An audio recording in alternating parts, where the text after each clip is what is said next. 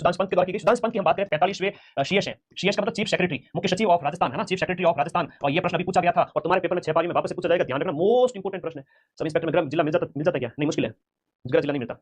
Youth पाठशाला किसके द्वारा, सॉरी पाठशाला के संबंधित प्रश्न है। ये 45वें चीफ सेक्रेटरी है, ये मदन दिलावर के द्वारा। इसका राइट आंसर है ना, थोड़ा सा मैं इसको बताने के चक्कर में रह गया। मदन दिलावर है वो आपके क्या है, शिक्षा मंत्री है बेटा, वर्तमान में शिक्षा मंत्री इनके द्वारा। अब नाम पाठशाला है तो आप लोगों को आंसर सी ही होना है, आंसर तो सी ही होगा, ठीक है, आंसर सी ही होगा। याद रखिए, जगदीप धनखड़ ने हाल ही में इस्तीफा दिया है, 14वें उपराष्ट्रपति थे। उपराष्ट्रपति पद से हाल ही में इस्तीफा किसने दिया है?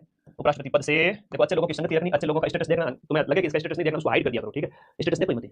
हाँ, लाइफ में दोस्त कम रखा करो बस, और कुछ नहीं। मदन दिलावर यूथ पाठशाला ना, मदन दिलावर यूथ पाठशाला, ठीक है। 15 जनवरी को, 15 जनवरी से इसकी शुरुआत होती है, आचार्य संस्कृत कॉलेज जयपुर से, 15 जनवरी से। आगे बढ़े, हाल ही में कोटा के अंदर जो आपका मोबाइल पासपोर्ट सेवा वैन की शुरुआत, मोबाइल पासपोर्ट सेवा वैन की शुरुआत वो किसके द्वारा की गई? मोबाइल पासपोर्ट सेवा वैन की शुरुआत किसके द्वारा की गई थी? कोटा के अंदर।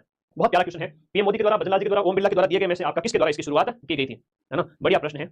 मोबाइल पासपोर्ट सेवा की शुरुआत है वो आपके कोटा के अंदर किसके द्वारा इसकी शुरुआत की गई थी? ये ओम बिरला, कोटा से सांसद है, आप सभी को पता है, लोकसभा के स्पीकर है, ओम बिरला के द्वारा इसकी शुरुआत की गई थी। ओम बिरला जो कि लोकसभा के स्पीकर है, दूसरी बार लगातार लोकसभा के स्पीकर बने हैं, ये आपको याद रखना है, ठीक है, ओके। अब इसमें बायोमेट्रिक वेरिफिकेशन वगैरह कई सारी सुविधाएं हैं जो जनवरी में स्टार्ट होता है। राइजिंग राजस्थान के तहत राज्य स्तर पर जो फ्लाइट ट्रेनिंग सेंटर, देखो राज्य स्तर पर जो फ्लाइट ट्रेनिंग सेंटर है वो कहां पर बनेगा? राज्य स्तर का फ्लाइट ट्रेनिंग सेंटर है वो आपका तलवाड़ा बांसवाड़ा में बनेगा। तलवाड़ा बांसवाड़ा में फ्लाइट ट्रेनिंग सेंटर जो आपको हवाई जहाज उड़ाने की ट्रेनिंग वगैरह दी जाएगी। तिलवाड़ा वाला प्रश्न पूछना, तिलवाड़ा जहां पर आपके मलिनाथ मेला वगैरह लगता है वो आपका बालोतरा के अंदर होगा, वो नए जिलों के अकॉर्डिंग कहां पर होगा? बालोतरा के अंदर। तलवाड़ा बांसवाड़ा जहां पर फ्लाइट ट्रेनिंग सेंटर है वो आपको कोई किसी को हवाई जहाज उड़ाने की ट्रेनिंग लेनी है तो कहां जाएंगे? तलवाड़ा बांसवाड़ा में जाएंगे। राइजिंग राजस्थान जो है इसका जो आयोजन है वो 9 से 11 दिसंबर को होता है। 9 से 11 दिसंबर 2024 को राइजिंग राजस्थान कॉन्क्लेव आयोजन किया गया था, निवेश वगैरह के लिए कई सारे इसके मोटो थे, बहुत इंपोर्टेंट है।